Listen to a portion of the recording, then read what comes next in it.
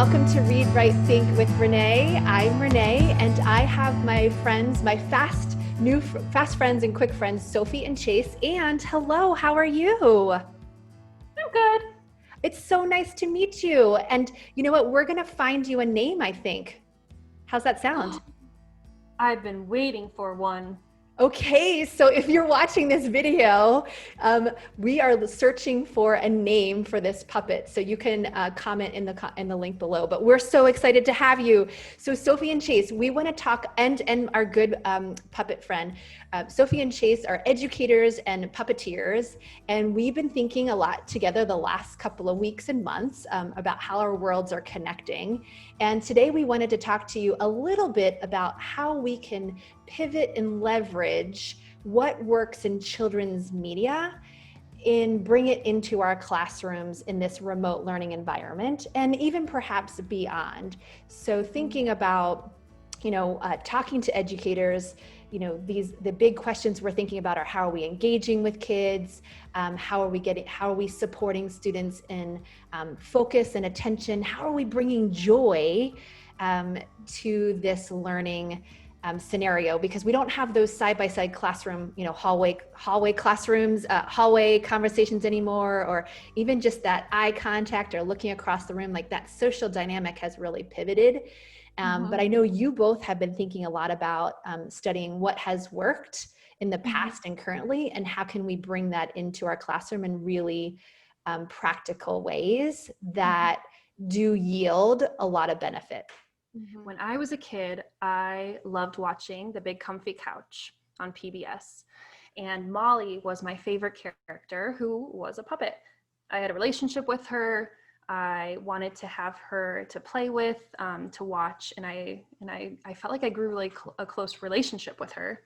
And Chase, did you have a relationship with the character? I loved Dudley the Dragon, and from Dudley the Dragon, and Big Bird from Sesame Street, and Ernie from Sesame Street. What about you, Renee? I think I probably was in the realm of Sesame Street and a little bit of the Muppets, right? Kermit, and I think I still have a Kermit puppet, but I have very fond memories of Sesame Street. Yeah, so when we think about our relationships with these puppets, we form what's called parasocial relationships with them, where they're one-sided, right?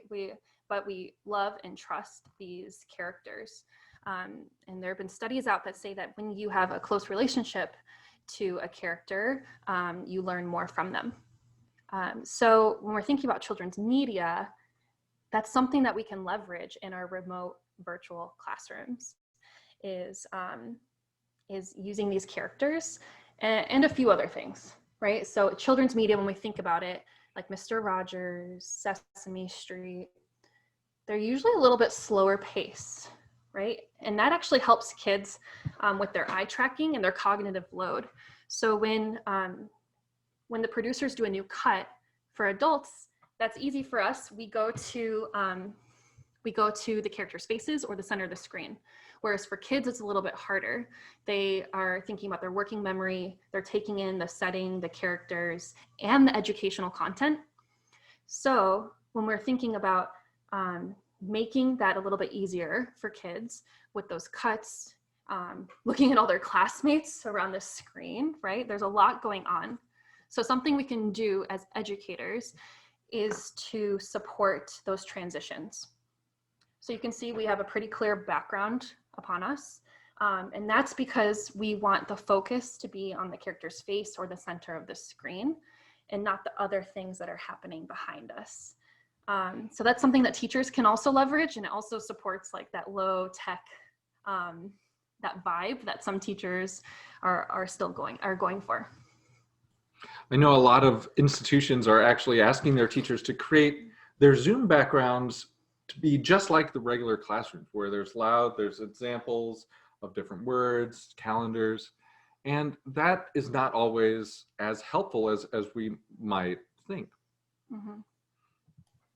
Yeah, so we're thinking about children's media with the backgrounds to support the eye tracking, and also like characters that they love and support that can help bring in engagement and joy and a more dialogic classroom.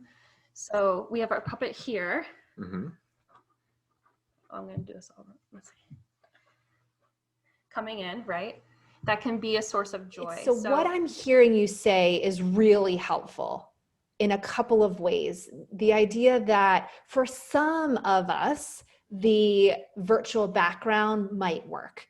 For others of us, the blank empty, the empty background is actually going to help us focus. And so it feels like, in a way, to be a responsive teacher, to really kind of be attuned to that. And if we are seeing a roadblock with attention and in the focus and engagement, perhaps this could be something that we could try, right? It might not be the perfect fit for every child in our classroom, but I think it's worth a try to think about it. And it makes a lot of sense what you're saying with the cuts and the tracking, especially for, I was going to say younger children, but it also, I feel like that just transposes. I know we have a lot of research for young children, which is why most pediatricians, would prefer kids to be off screen. So I do think there's a lot for us to think about.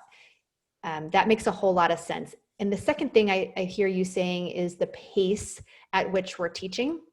There is something about, as teachers, we are told about wait time, but even more so important now when we're thinking about our transitions. And even, Sophie, I didn't even think about this, but when I've been asking kids and teachers to have us all on grid view, just so it can feel like more of a community, but even that might be distracting for some students. So I think just being aware of what we're tasking the brain with, that cognitive load awareness, is really important.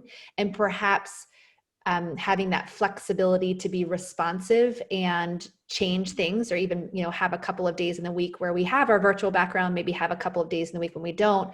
Or I'm even thinking times when I meet with kids as an individual or a small group, maybe that's where the empty background is. So I think that's really helpful in terms of helping kids engage and stay focused. And again, bringing that joy. Mm-hmm. Awesome. And so bringing in the puppet as a source of joy and engagement can be really, really effective. I'm thinking of the puppet as like an honorary classmate that doesn't have the status of a teacher, although the teacher might be holding it, especially with virtual learning, that comes in to bring in joy, right? Maybe work through some whole group situations and abstract the situation, and students can talk directly to the puppet and take care of the puppet and feel a responsibility towards the puppet. So I'm going to bring ours on again, right? So he needs to walk in. Hi. Hi. Hello there. Confide in the puppet. It's a more relaxed situation. Yeah. And puppets making mistakes is usually funny. Whereas for a kid, it might feel like a lot of pressure, right? But we can use the puppet as an example in our mini lessons, through storytelling, or just having a conversation. If we feel like our classroom, if the kids are feeling lonely, maybe we bring in the puppet who feels lonely, and we can talk to it and problem solve around loneliness in the time of stay-at-home orders. Yeah.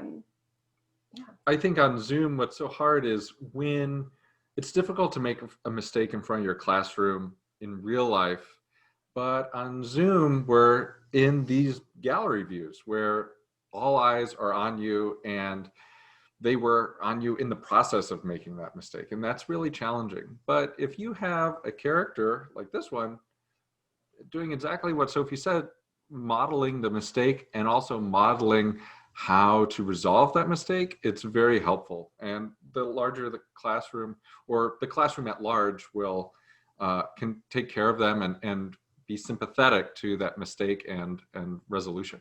Mm-hmm. Yeah, and it also like brings joy to the teacher, I think. You get to put on a voice and maybe show a different facet of yourself. You are enough as a teacher. You don't need the puppet, but it can be fun to add a character or characters for different situations. And Zoom can sometimes feel lonely, so having a student next to you to demonstrate or to talk to and storytell with can help. I have a student that I work with who's in 8th grade, and he loves this puppet. And each time that I work with him, he actually brings in a puppet, which we might see in our remote classrooms if we start that. And we take care of our puppets, and they help us in our learning, right? So we're going to be working on some problem solving with math. Maybe we can have our puppet help us. And her student became an active participant, not just a caretaker, but an active participant in teaching his puppet character the lesson that Sophie was teaching. Yeah. So I was thinking about the Pixar film Inside Out, and in that film, all the different emotions are it's personified. And sometimes if you have a classroom character, puppets are great avatars for specific emotions. If you think about other puppet characters that have specific emotions or even specific quirks, Cookie Monster is one where that Cookie Monster is all about need and response and just boisterousness. And you can model the same thing like Inside Out, sadness. Maybe your character always shows sadness, and the goal of the classroom is in that moment helping or assisting in the empathy of that character. Yeah, so I'm thinking about children's media, thinking about like the background and our pacing. When we show a new screen, do we give kiddos time to adjust?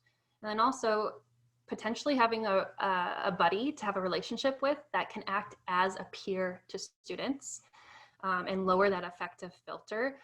And that adjustment period of meeting a new teacher remotely, right? So there's a few things that we see in Mr. Rogers that we can, that we can take into our virtual classroom. This feels really doable. It feels, I feel like if I were a teacher, I could, today or tomorrow, double check, ask myself, what am I learning from, what are the opportunities I have to learn from my students in terms of supporting engagement, focus, connection, and joy.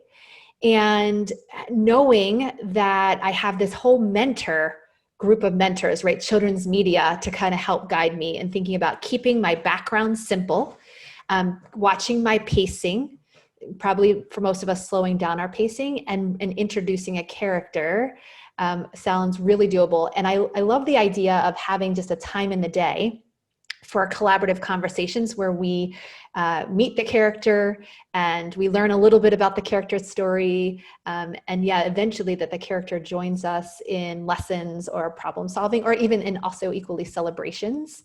And it just makes me think that we never outgrow a puppet, right? We never outgrow all of that work. And it supersedes so much of the social emotional learning now that many of us are talking about. Fantastic. All right. So we are really looking forward to hearing your comments and comment below. And we're going to get this puppet. We're going to get you a name, my friend. Yeah. All right. Thanks for joining us. And we'll see you again on another episode of Read, Write, Think with Ray. Thanks so much, Sophie and Chase. Bye-bye.